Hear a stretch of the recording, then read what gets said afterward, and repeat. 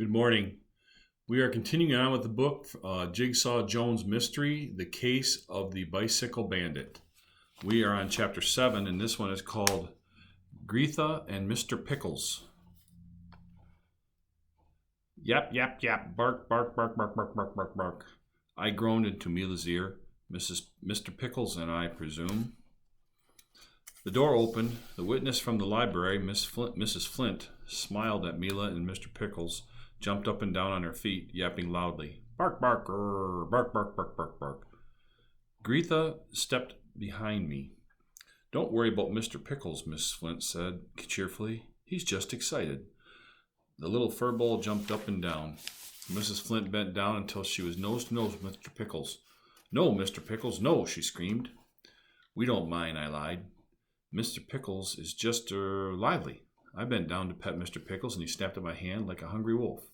Down, Mr. Pickles, down, screamed Mrs. Flint.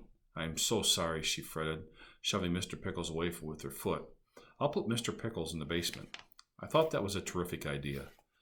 Mrs. Flint led us to a screened back porch, and it was filled with plants and strange flowers. Welcome to my jungle, Mrs. Flint said, offering us a lemonade and cookies. This is Greetha Nair, I explained, gesturing to Greetha. She's an artist. Greetha smiled politely at her shoes. She rested a large artist's pad on her lap, and in her fist she clutched a bundle of colored pencils. Mila explained the plan. We wanted Mrs. Flint to describe the skateboarders. While she talked, Greetha would try to draw a picture of them. Oh, how thrilling, Mrs. Flint snapping into the cookies. Just like on television, I coughed. This is for real, I reminded her.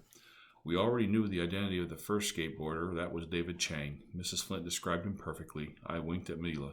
Mrs. Flint was a good witness. What about the others? I prodded. Mrs. Flint gobbled down another cookie. A few crumbs fell from her onto her lap. She closed her eyes and spoke. Bright red hair, very curly, freckles, little pug nose like a piglet. Greetha asked a few questions. She wanted to know the shape of his head and his eyes and mouth. I looked at her sketch pad. Wow, that's him, I said, remembering the boy in the library. Great, Mila said. Now we can show the picture around, and somebody is bound to know his name. What about the third skateboarder? I asked. Mrs. Flint frowned.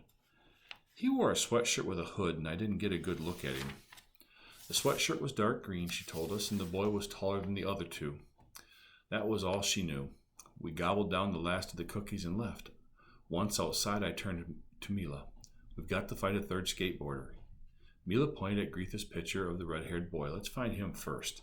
I think he'll lead us to the boy with the green sweatshirt. Great work. I thank Greetha. You've been a big help. Greetha stared hard at the ground. Slowly, ever so slightly, the corners of her mouth turned up into a smile. Wow. Looks like you're getting pretty good at this here, and some nice questions. Hey, keep working hard. Listen to your parents. And remember, keep on reading. It won't hurt you.